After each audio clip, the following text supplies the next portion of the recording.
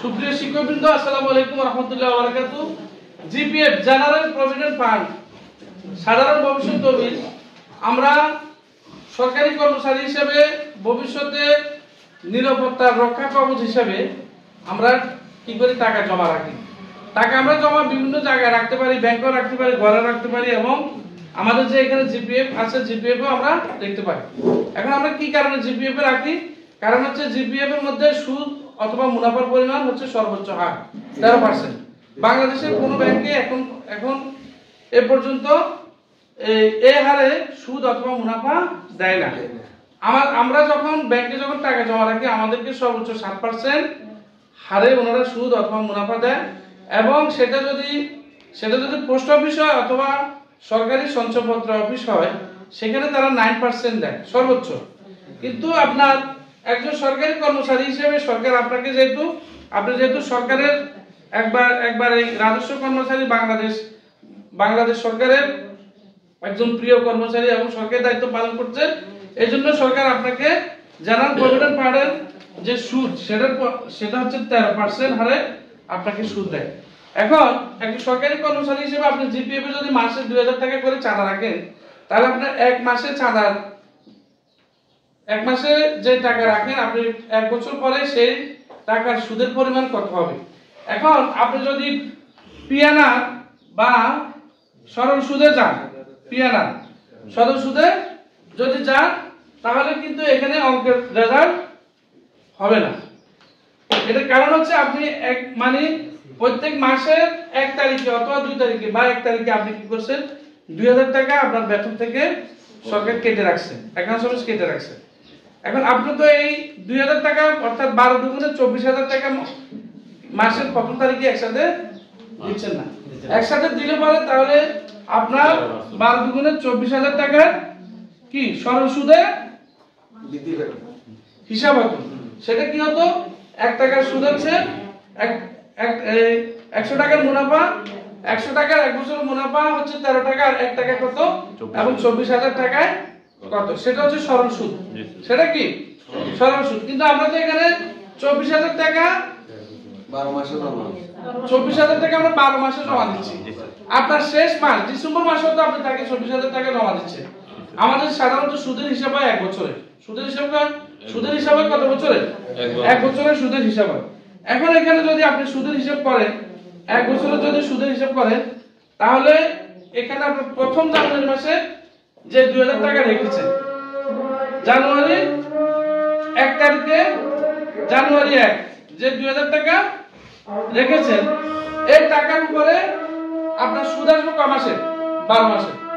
12 মাসে বা 1 বছরে।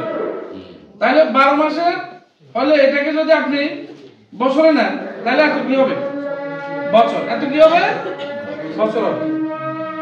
আমরা আরেকটু লক্ষ্য করি, জানুয়ারির 1 তারিখে যে টাকা দিবেন, সেটা সামনে পুরো বছর আছে। এখানে হচ্ছে 12 মাসের কি 12 ভাগে 12 মানে কি 12, এখানে 1 বছর বের হবে।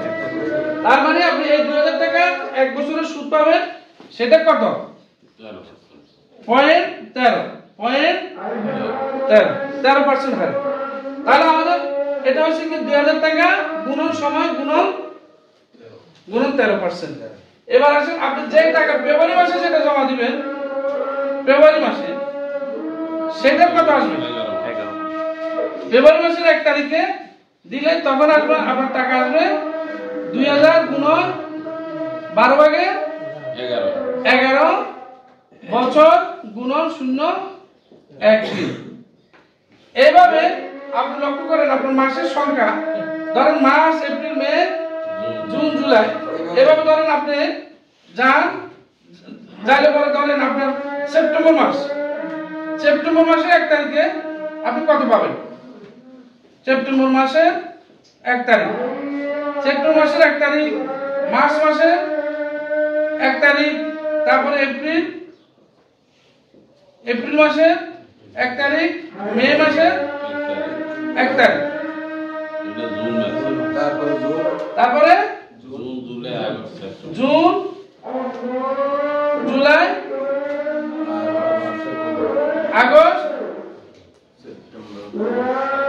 এভাবে আপনি যদি যান তাহলে দেখবেন আপনার এই ফিগারটা কত হবে, এই ফিগারটা তখন হবে, দেখেন এটার সাথে এটা কি হবে, যোগ হবে না?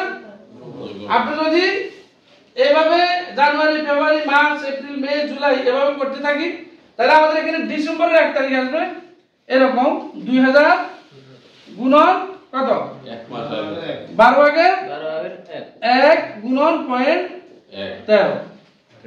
0.13, তাহলে এইভাবে আমাদের প্রত্যেক মাসে কি হবে, যোগ হবে। তাহলে আমরা যদি এখানে এখন যোগ করি, আমরা ধরেন সব মাসগুলো যদি আমরা এখানে যোগ করি তাহলে কি হয় দেখেন, সব মাসেরটা আমরা কি করব, আমরা এখানে 12টা যোগ করব। কয়টা যোগ, 12টার ধাপ। ধরেন 2000 গুণন কত হবে, 12 ভাগে 12 গুণন পয়েন্ট কত, 0.13 যোগ কত, 2000 গুণন 12 ভাগে 11 গুণন 0.13 পয়েন্ট যোগ 2000 গুণন কত হবে, 12 ভাগে 10 গুণন 0.13, হ্যাঁ যোগ কত হবে, 2000 গুণ 12 ভাগে 9 গুণ কত হবে, 0.13। আচ্ছা আমরা এখানে ধরেন সর্বশেষ যোগ হবে কত, 2000 গুণন কত, 12 ভাগে 1 গুণন 0.13। আচ্ছা এখানে আমাদের টোটাল সংখ্যা কত হবে, টোটাল ধাপ কত হবে এখানে, অর্থাৎ এর থেকে আমরা যদি এই তিন থেকে যদি এক সংখ্যা ধরি, এই তিন থেকে যদি আমরা এক সংখ্যা ধরি, তাহলে আমাদের টোটাল কয়টা সংখ্যা হবে, 12টা সংখ্যা। এখন এখান থেকে আমরা লক্ষ্য করি এই দুইটা ফিগার কিন্তু কি যায়, কমন যায়, লক্ষ্য করছেন সবার সাথে কমন স্যার, হ্যাঁ 2000 গুণন পয়েন্টার কিন্তু সবার সাথে কমন আছে, সবার সাথে কমন যায়। তাহলে আমরা কমন নিই 2000 গুণন 0.13, জি স্যার, এটা আমি কি নিলাম, কমন নিলাম। কমন নিয়ে এবার এখানে চিন্তা করেন 12 ভাগে 12 যোগ 12 ভাগে 11 যোগ 12 ভাগে 10 যোগ 12 ভাগে 9 যোগ 12 ভাগের 8 যোগ 12 ভাগের 7 যোগ 6 12 ভাগের 5 4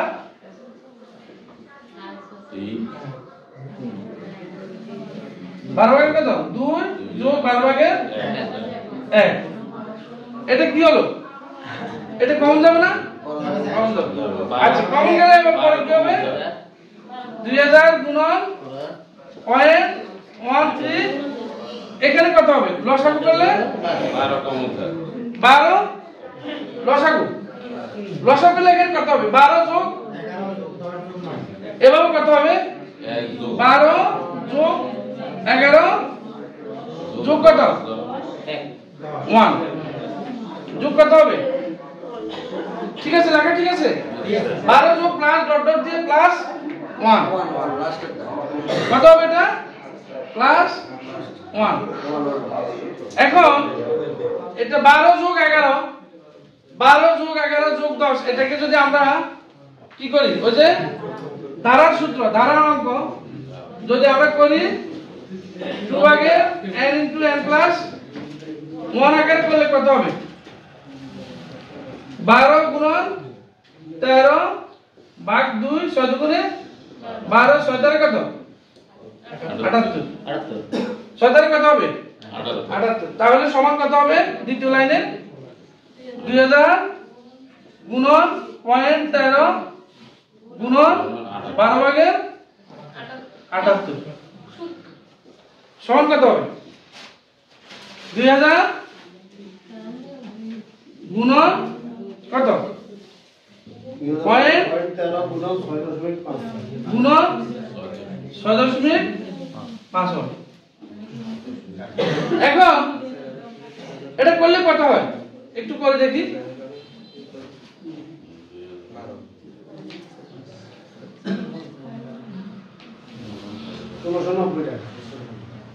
হুম 1690 1690 90 টাকা। না 1680 90 1690 টাকা হয়। তাহলে আপনার 2000 টাকা, এটাকে দুটো ফিগারকে আমরা একসাথে লিখতে পারি না? কত হয়? 8 4 5 এটা না? জি স্যার। 0.845 জি স্যার। আর এটা সমান কত হয় টোটাল?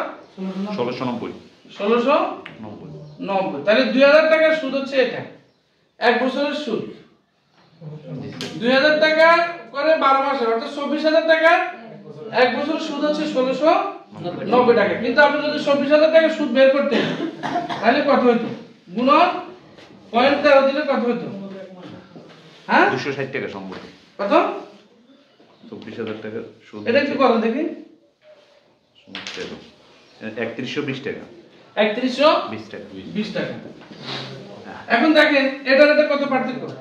মানে আপনি প্রতি মাসে 2000 টাকা করে জমা দিলে 24000 টাকার মূলত সুদ পাবেন আপনি বছরে এত টাকা। জি। কিন্তু আপনি সরল সুদ করলে হবে এটা। তাহলে আপনি সরল সুদ করতে পারবেন না। এটা অ্যাকাউন্টিং এ ছিল, অ্যাকাউন্টিং এর অঙ্ক যে মাসে টাকা উত্তোলন করতে, মালিক যদি মাসে টাকা 3000 টাকা উত্তোলন করে, যদি জানুয়ারি মাসের 1 টাকা উত্তোলন করে, তাহলে 6.5 বছরে কি সুদ দিতে হবে।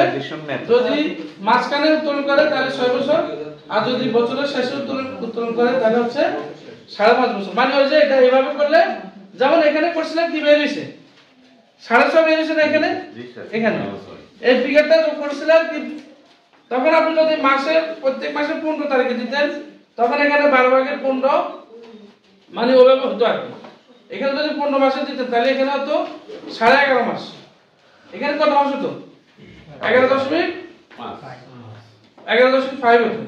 11.5 10.5 9.5 এভাবে সামনের দিকে যেত। এবং শেষেরটা কত হতো?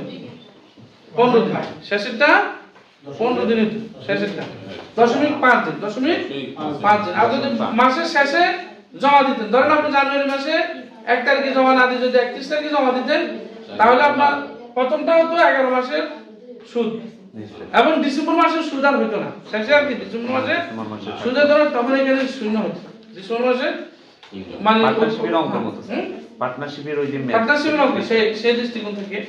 তো হচ্ছে এটা হচ্ছে কি আমাদের সূত্র বাইর করা। এখন আপনার প্রশ্ন, ধরেন আপনার এই 2023 সালের জুন মাসে, 23 সালের জুন মাসে আপনার জিপিএফ এর ব্যালেন্স ছিল 23 জুন, 30 জুন 2023 আপনার ব্যালেন্স ছিল 3 লাখ। জিপিএফ এর ব্যালেন্স ছিল কয় লাখ? 3 লাখ। এখন 2024 এর 30 জুন আবার হিসাব করেন আপনি। 2024 এর 30 জুন 2024 এখানে আপনার কত টাকা হবে? আপনার 30 জুন 2023 এ ব্যালেন্স ছিল কত? 3 লাখ। এখন 30 জুন 2024 এ কত হবে? তাহলে আপনাকে এই ফিগারের সাথে কি যোগ করতে হবে? এই ফিগারের সাথে যোগ করতে হবে 3 লক্ষ এর 0.13 যোগ 24,000 যোগ কত? 24,000 এর যোগ 24,000 এর এখানে হবে 2,000 যোগ 2,000 গুণন 0.845। এই টাকা যোগ করলে যা পাবে সেটা হবে আপনার 30 জুন 2024 এর টাকা। আমি আবার বলি, আপনার ব্যালেন্স ছিল কত? 3 লাখ। এই 3 লাখের আপনি পূর্ণ সুদ পাবেন। তাহলে 3 লাখ যোগ কত? 13%। 0.13 মানে 13% যোগ, তাহলে এটার সাথে এটা সুদ যোগ হবে, যোগ এই বছরে জমাকৃত, অর্থাৎ 2023 এর জুলাই থেকে 30 জুন 2024 পর্যন্ত আপনার জমাকৃত হচ্ছে 24,000 টাকা। তাহলে এই ফিগারটা যোগ হবে, আর যোগ কত হবে? ওই 2000 টাকার আমরা যে অঙ্ক করেছিলাম সেই নিয়মে 2000 গুণন 0.84 এই চারটা ফিগার মূল টাকা স্থিতির সুদ জমাকৃত টাকা সুদ দিয়ে হ্যাঁ 2000 সাথে 0.845 গুণ হবে। এখন এটা করলে কত হয়? 3,64,690 টাকা। ঠিক আছে এখানে হচ্ছে 3 লক্ষ, এখানে হবে 39,000 আর এখানে 39,000 হ্যাঁ 39,024 কত 63,000 তারপর এখানে হবে 1690 তাহলে কত হবে 3 লক্ষ 66,000 কত 690 টাকা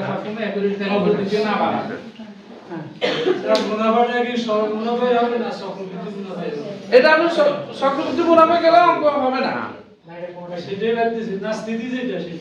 না আপনার স্থিতিটা তো ধরেন এখানে 13% হয়েছে না, যদি এই পিকে আপনি যদি প্রতি বছর জমা না দিতেন তাহলে ঠিক আছে, তাহলে আপনি চক্রবৃদ্ধি আরে সূত্র করলে বেড়ে যাবে, কিন্তু আপনি প্রতি বছর তো আবার আলাদা জমা দিচ্ছেন। দুইটা হবে স্যার, যেটা ব্যালেন্স পূর্বের ব্যালেন্স ছিল সেটার জন্য সরল সুদ, হ্যাঁ সেটার জন্য সরল সুদ, আর এটার জন্য ওই অঙ্কটা ওই সূত্রে ফলাইতে হবে। হ্যাঁ কোন সূত্র? ক্রমহ্রাসমান যে পদ্ধতি, এটা কি সুদের ক্রমহ্রাসমান যে পদ্ধতি। এই সুদে যাচ্ছে আস্তে আস্তে সুদ কমতেছে, ওই যে এখানে দেখছেন না জানুয়ারি মাসে ছিল 12 মাস, তারপর মাসে ছিল 11 মাস, এভাবে।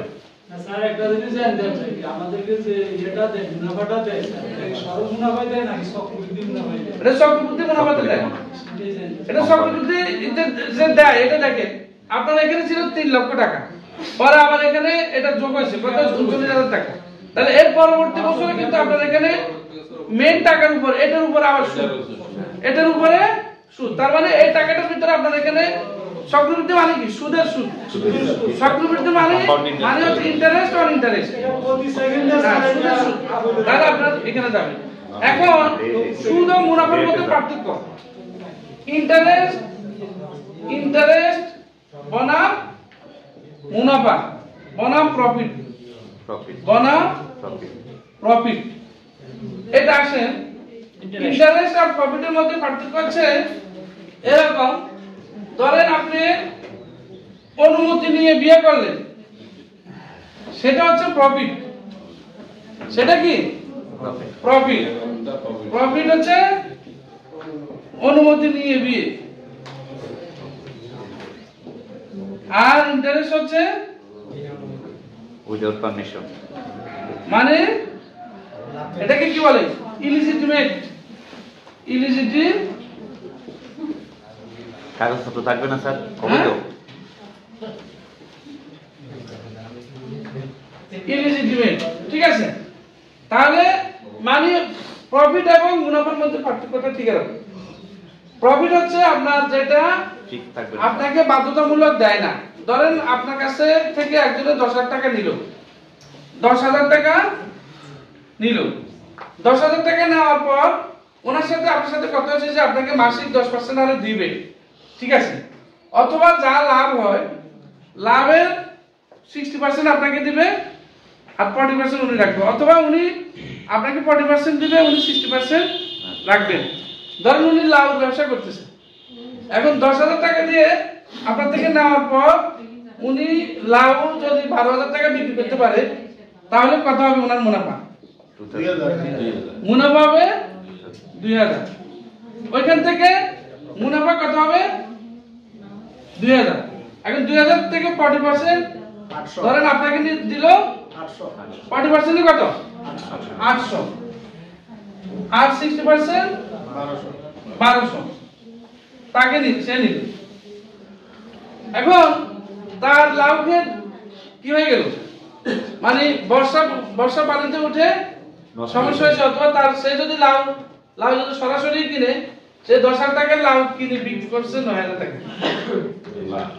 তাহলে এই ক্ষেত্রে আপনি কোনো মুনাফা পাবেন না, আপনি কোনো উপরি পাবেন না। এই যে পাবেন না এটা হচ্ছে মুনাফার নিয়ম, এই জন্য এটা বৈধ, এই জন্য এটা কি বৈধ, কারণ হচ্ছে কি মুনাফার মধ্যে তাকে চাপ দেওয়া হয় না, যদি তার লাভ হয় তাকে লাভের অংশ নির্দিষ্ট হারে দিবে, এটা হচ্ছে যেহেতু তার উপরে কোনো চাপ দেওয়া হচ্ছে না, এই জন্য এটা বৈধ ইসলামে এটাকে প্রফিট বলে। জি স্যার। আর মুনাফাটা হচ্ছে যে ফিক্স থাকবে। ওই লোকে যে আপনাকে যে বলছে যে মানে তার এই 10,000 টাকার 40% দিবে অথবা একটা নির্দিষ্ট হারে দিবে অথবা 5% দিবে আপনাকে 10,000 টাকা, তার লাভ না হওয়া সত্ত্বেও যেহেতু 5% আপনাকে দিচ্ছে, সেটা ইন্টারেস্ট। এটা তার ক্ষতি হলো, এটা তার কি হলো, ক্ষতি হয়েছে।